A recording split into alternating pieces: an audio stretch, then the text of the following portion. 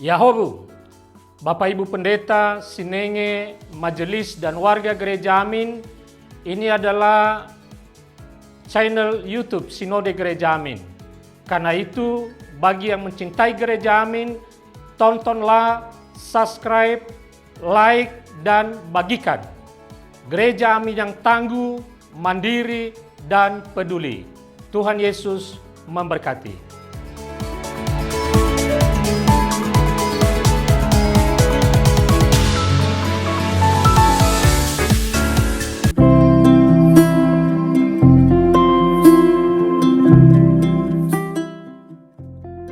Hai Teens, jumpa lagi dalam acara TFC, dan pada kali ini kita akan mengupas tulisan dari Pendeta Rita Dwi Lestari dengan judul tulisan Human Trafficking berdasarkan Kejadian pasal 37 ayat 18 sampai 36. Sebelumnya mari kita siapkan hati kita berdoa. Kami bersyukur ya Tuhan untuk setiap kesempatan yang Tuhan berikan, khususnya pada kali ini ketika kami mendengarkan firman Tuhan. Mampukanlah kami untuk bisa melakukannya dalam kehidupan sehari-hari. Terima kasih Tuhan, di dalam nama-Mu Tuhan Yesus Kristus kami telah berdoa ucap syukur. Amin. Yang akan menjadi pusat permenungan kita pada kali ini adalah Kejadian 37 ayat 28. Saya akan membacakannya untuk kita semua. Ketika saudagar-saudagar Midian itu lewat, Yusuf ditarik ke atas dari dalam sumur itu. Kemudian dijual kepada orang Ismail itu dengan harga 20 shekel perak. Lalu mereka membawa Yusuf ke Mesir. Namanya Sofia. Ia sekolah hanya sampai SMP. Ia tidak melanjutkan sekolahnya karena ibunya meninggal.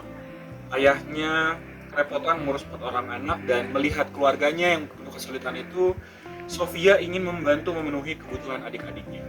Oleh karena itu, Sofia mau ketika dia ditawari untuk bekerja di luar negeri dengan iming-iming gaji yang besar.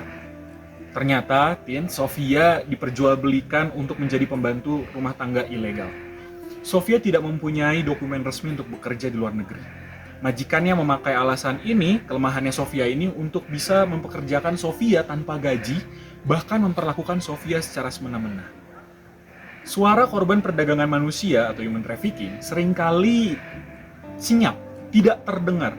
Dalam kisah Yusuf yang menjadi pembacaan kita, ia dijual kepada pedagang Midian, kita tidak mendengar suara Yusuf. Tentunya Yusuf berteriak, berusaha melawan, meminta tolong ketika saudara-saudaranya melemparkannya ke dalam sumur. Yusuf pastinya menangis. Ia pastinya memohon ampun dan meminta dibebaskan saat dijual sebagai budak. Namun Alkitab tidak menuliskan sepatah kata pun mengenai perkataan Yusuf. Hal ini menunjukkan bahwa seringkali suara korban kerap didiamkan dan tidak dipedulikan. Teens, sampai saat ini kasus perdagangan manusia masih terjadi di sekitar kita. Eksploitasi manusia terjadi dengan cara memperjualbelikan manusia untuk bisa menjadi pembantu, menjadi buruh anak, jadi pelacur, bahkan untuk diambil organ tubuhnya. Kamu, kita, bisa mencegah hal ini terjadi dengan cara membagikan pengetahuan kita tentang bahayanya perdagangan manusia melalui media sosialmu. Bantulah anak-anak yang tak mampu melanjutkan sekolah agar mereka bisa terhindar dari menjadi buruh anak. Mari kita berdoa.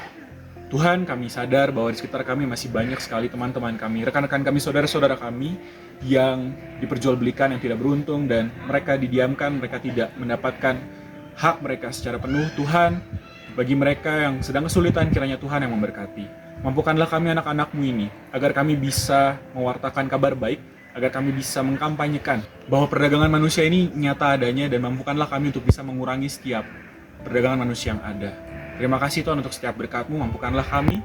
Di dalam nama-Mu Tuhan Yesus Kristus kami telah berdoa dan mengucap syukur. Amin. Demikianlah permenungan kita pada saat ini. Jangan lupa di like, subscribe, dan share ke yang lain. Tuhan Yesus memberkati.